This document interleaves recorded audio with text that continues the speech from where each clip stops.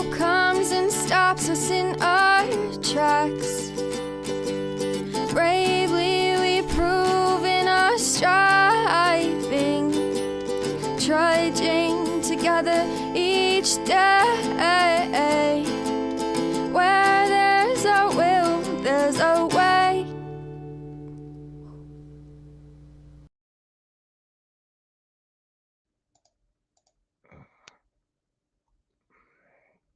Good afternoon. There we go. All done sharing. Ta-da. You had to listen to the president. I'm sorry. Oh, yeah, I was on with a sponsee. And even then, we were supposed to actually be reading family afterwards. We just talked. It's kind of nice to do that with people every now and again. Talked about the program still, but it's good to get to know each other. And well, this guy and I actually know each other pretty well. We've done a lot of stuff together. He's a good kid. Anybody younger than me is a kid. So, and I'm probably older than most people think. I know I don't act it, right? Like this. You see my finger? It hurts. See, look. Duty. Yeah. All right. It's weird. Not weird. I started putting my daily reflection on the podcast, on the Podbean. I think I'm gonna do that once a day, and those are racking up, man. I am really I'm really proud of Clara Joyce. She kicking everyone's ass. Here, let's show it to you guys. Let's show you. I always like to screen share every now and again so you know what my life is like. All right, so here's what the dashboard looks like. I had 12 downloads, 41 in the last 7 days, 181. All right, this day I had 60 downloads, but it's usually 7, 3, 1, 1, 3. But right here, okay, 76 in the first month. That's not even the total download. That's not the total download.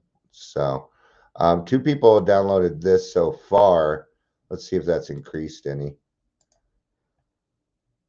Has it increased? No, only 2 people. But no, not only 2 people. It is 2 people. That's like saying I only have 60 days. That's not going to fly very well in an AA meeting. I've been trying to read stuff out of Language of the Heart so we can learn a little bit of history about Alcoholics Anonymous. Maybe it tends to help us understand why things are the way that they are when we get a little bit more of a description. A lot of people love history too. Love the history of it. I know I do. I find it interesting. If you're here, please say hello. I did that backwards. Here, let's just do it. If you're here, please say hello, whether you're watching the live or the rewatch, and welcome to the Daily Trudge. Got to mix it up a little bit here, So, Amber, I'll try and do a better job of keeping you entertained than Trump did. So. Meet the Non-Alcoholic Trustees, November 1951. Oh, I have just enough talking juice. All right. Why does AA's Alcoholic Foundation have 8 non-alcoholics on its board? What do they do, and how did they get there in the first place? There's some mighty good answers to these oft-heard queries. It all started this way. Back there in 1937, we figured we need a lot of money.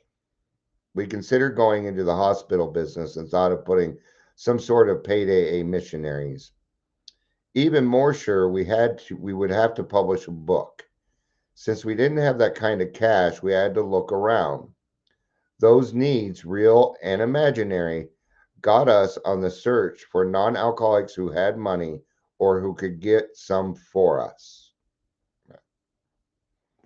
Many have heard me tell the story of how through my brother-in-law, Dr. Leonard V. Strong, we met Mr. Willard S. Richardson, one of the finest friends AA can ever have, probably because he gave us money in the beginning. And we can have fun with it, right? In our early extremity,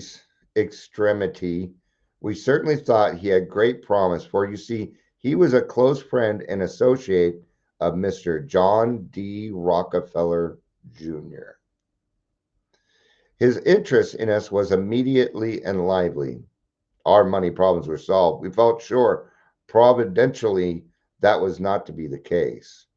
Nevertheless, Mr. Richardson quickly assembled a company of non-alcoholic who were at once infected with his own enthusiasm for what we were doing. Therefore, early friends Dick Richardson, Leonard Strong, Frank Amos, A. Leroy Chipman, and Albert Scott would surely appear in the forefront of any history of Alcoholics Anonymous to be written. But they weren't, were they? We hear about the dinner with Rockefeller, but that's as far as it went, right? At first, though, they were rather disappointing. These men were not sure we needed large sums of money, and they were correct. They were correct. I have a feeling that what's going to happen here is instead of them giving us a bunch of money, what they did is they taught us how to fish. They're like, you're going to have to learn how to take care of yourselves. I bet. Yeah. We still have non-alcoholics on the board of trustees. Absolutely, we do. They can teach us a lot. We call these friends of or allies of AA, right? An opinion still more strongly held by Mr. John D. Rockefeller when approached later on. Little did we guess that the wisdom of these new friends was soon to save Alcoholics Anonymous from professionalism and the perils of great wealth. Absolutely, I would agree with that. Only because I just said it though. By spring of 1938, however, most of our new sponsors concluded that we could safely use a little money. Our grandiose ideas of hospitals and missionaries had evaporated, but we were still very sure we ought to publish a book of recovery experience. Earlier in the year, Mr. Rockefeller had set aside a sum in assistance to Dr. Bob and to me personally, but that was the end of but the end of that was in sight. The book project definitely needed funds. This was the point at which the Alcoholic Foundation took shape. A trust agreement was drawn in May 1938. Those named above, saying Messer, Scott, and Rockefeller, became trustees. We already relied upon their careful judgment and unabating interest. Moreover, AA badly needed friends, people who could stand right up in the public and say what they thought about, just as Mr. Rockefeller did himself 2 years later. Out of that foundation creation comes an amusing recollection. None of the alcoholic members of the newly named board were sure they could stay sober. Who then would look after all the money if the drunks got drunk? It's a great question, and one that probably need to be asked by a non-alcoholic to get that conversation going. So,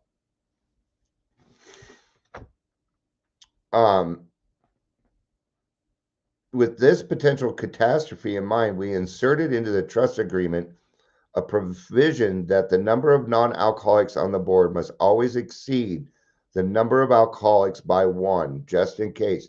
I think that's a great idea because the non-alcoholics now outnumber the alcoholics and therefore can keep us, well, on our side of the street and keep us in our lane, right? Because we alcoholics tend to overdo things. We're super promoters, man.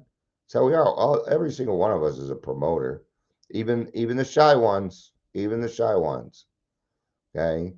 We go to extremes on things. Well, if we could save these erratic band of alcoholics, who can we not save? See? No.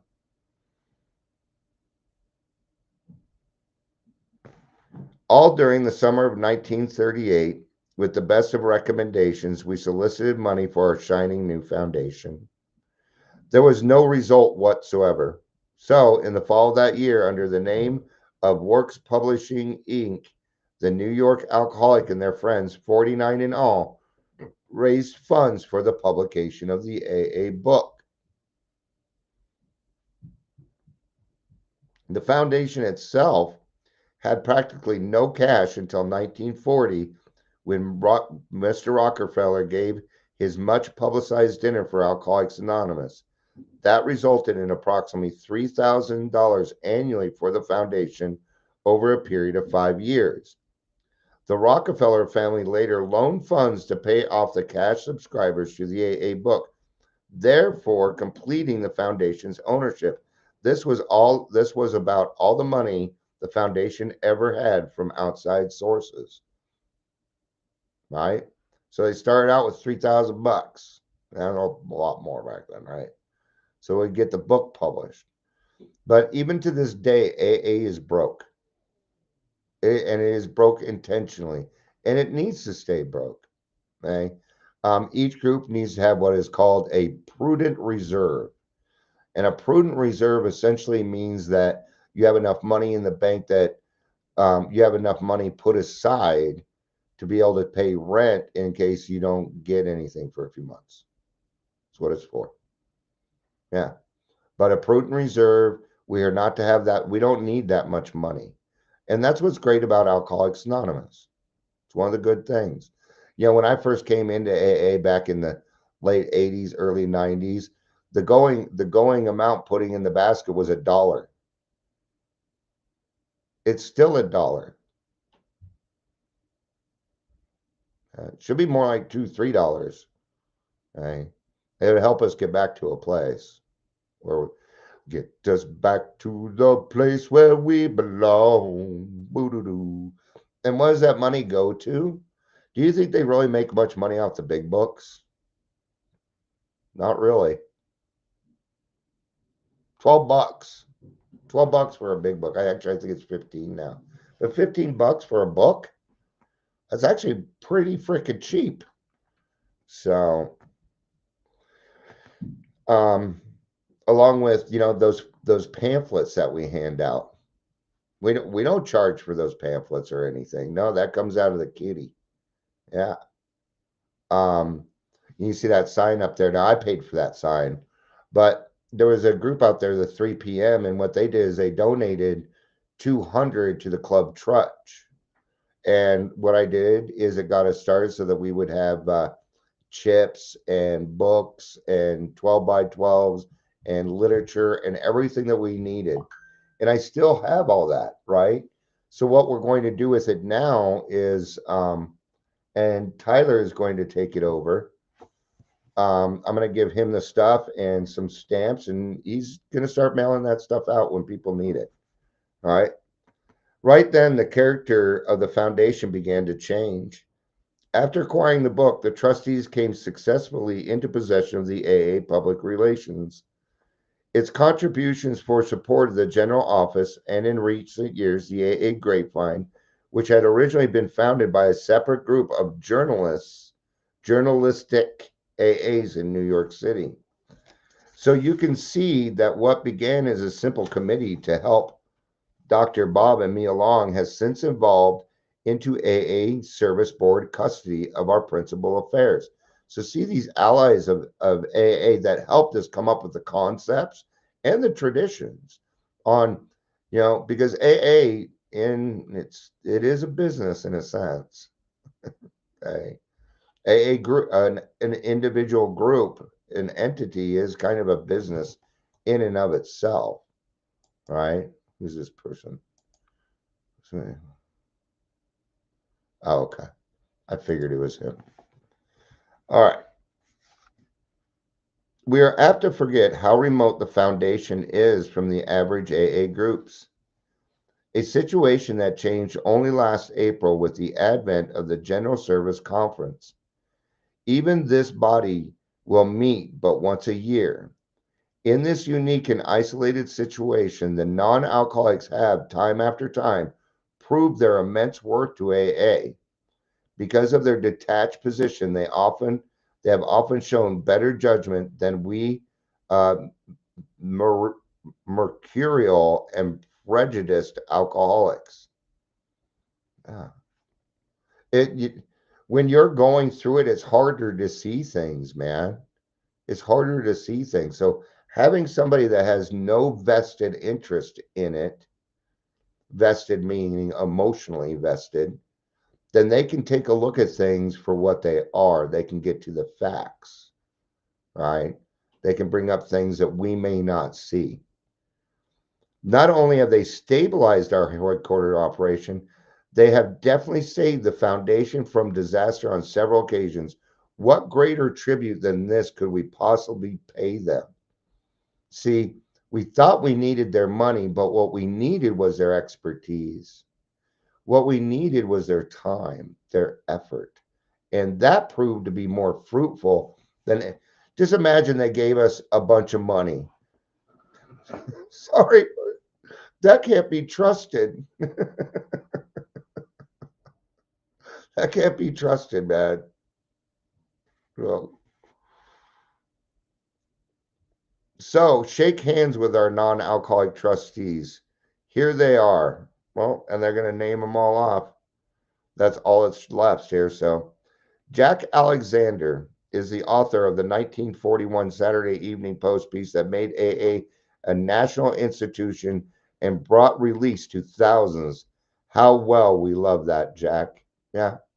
You know, knowing when people are in a position of trust and power and they don't abuse it, beautiful things can happen. Okay. I'm gonna bring up something. It's only because it's in my head. Okay. Um, I am the epitome of a white male. And, you know, I'm going to tell you, I've known for a long time, since my early teens, that I had a privilege. I I have white privilege. Not only am I privileged, but then I live in America too. I was talking to Tyler about he brought that part up, and I think it's worth mentioning. Okay. Now I can either abuse that, okay, or I can do what it is I do. So what I do is I use that privilege to even the playing field for everyone. Yes. It's the only way it really should be used. Okay. Because I'm allowed to go to places some other people aren't allowed to, which I think is it irritates the fuck out of me. Okay.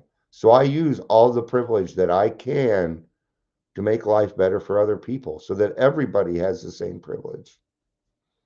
Yes. And that's what happened here. Okay. Frank Amos is an advertising and newspaper owner now of Cambridge, Ohio. Frank's tireless interest and patient counsel in the early days and since will ever be thankfully remembered. A. Leroy Chipman, an associate of Mr. Rockefeller, is a very early board member, a watchful, conscientious treasurer whose great devotion to our cause ought to be better known and appreciated. Frank Golden is new to the foundation. Now it's 2025, and he ain't new no more. He ain't new no more. What year did this come out? 1951. All right. New to a prominent churchman board of the churchman member of the board of St. John's Hospital, which cooperates closely with Brooklyn AA, and owner of the noted food enterprise which bears his name. We deem his keen discernment a real find. Dr. John Norris, a chief physician, Eastman Kodak Company, so the guy that started Kodak, recently seated at the foundation board. Dr. Norris bears a high reputation in the field of industrial medicine. He is notable for his knowledge of alcoholics and is responsible for the wonderful relation that exists between Eastman Kodak and Alcoholics Anonymous. Yeah. Fulton Ausler, a senior editor of the Reader Digest. As you remember, Reader Digest enjoys worldwide renown as an author and public relations expert. Thousands of AAs have read his greatest story ever told. There is no more lovable and ardent AA fan than Fulton. Bernard Smith is a chairman of the foundation board, well-known corporation, corporation lawyer, a friend of exceptional vision and goodwill. His ceaseless advocacy of the General Service Conference idea from the moment it was first proposed entitles him to our everlasting gratitude. Now, I want you to hear some of these board members, and even now, our board members include people like this. Okay? You don't fuck with AA. You don't fuck with AA. No. And people don't. The people that do fuck with AA, there's a serious price to be paid for that. And it might include letters from lawyers. You want to go out there and get on TV and start breaking anonymity? No, sometimes these stars will get real big and they're talking about AA and then they're gone. Huh, weird. Because they're told to stop. Newspapers will write about anything, but they follow the fucking rules when it comes to AA. Because there's not just a price to be paid on a physical level, it's a spiritual level. Okay? Don't fuck with God's stuff. Right? All right. Try to throw a little, oomph in you. Cool. Well, I'll probably lose you when you're at the school, but I'm finishing up. So Dr. Leonard V. Strong is one whose connection with Mr. Willard Richardson led to the creation of the foundation. He's been secretary virtually ever since. No one has attended more meetings nor worked harder than Leonard to bring the foundation where it is today. He happens to be my brother-in-law. In the last days of my drinking, his unfailing confidence and medical attention probably saved my life. Isn't that neat that his brother-in-law, he helps his brother-in-law to get sober, get to where he needs to be. And then because of that action, he gets to go on and do something bigger than life, bigger than him. You know, all these people today are gone, but we're still here. We got a lot of angels. Got a lot of angels in AA.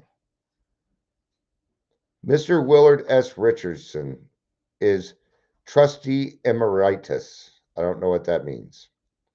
This good friend, retired now, is affectionately remembered by all who served with him as the one who infused wonderfully spiritual substance and fine wisdom into our foundation activity from the beginning. Behind his back, we called him Uncle Dick. That speaks volumes, doesn't it? Remember, at this point, Dick wasn't a bad word. Like Karen's somebody can call somebody Richard was a dick. Turned into a bad thing. Back then, it wasn't. It wasn't. Okay. So yay for Uncle Dick. Leonard V. Harrison. No roll call be complete without him. He served as chairman of the foundation board during those very uncertain years of AA adolescence, when we shivered for fear the forces which would rend us apart might win out. In this period of severe strain, our friend's steady hand at the foundation helm kept us off many a shoal. We here record our timeless thanks. Now you have met our non-alcoholic trustees in 1951. It sure has changed by now. Where would AA be today without them? As for me, I'd rather not guess. Well, good news, Bill. We're still here. We're still here. We're still here. I mean, it wasn't much longer that Bill W. passed after this, and yet we are still here. So thank God for the guidance of of these recovered alcoholics, the first 100, and the non-alcoholics who took their time and their own money to make sure that you and I could have a good life. Doesn't sound like a cult to me. Besides, we don't serve Kool-Aid, we serve coffee and hot water for your tea. All right, that's going to be it for this one. That's going to be it for this one. I was hoping it would waste a little bit more time than this. Now I got to wait 45 minutes to set up a meeting. So maybe I'll go do some cleaning. Yeah. Or maybe I'll go take another nap. 20-minute power naps. All right. Thank you, everybody, for being here. I appreciate it. I will see some of you at the 5 o'clock. The others I will see again shortly on another one of my lives, podcasts, whatever you want to call them. I appreciate you being here. I love you. No, I do. Peace out.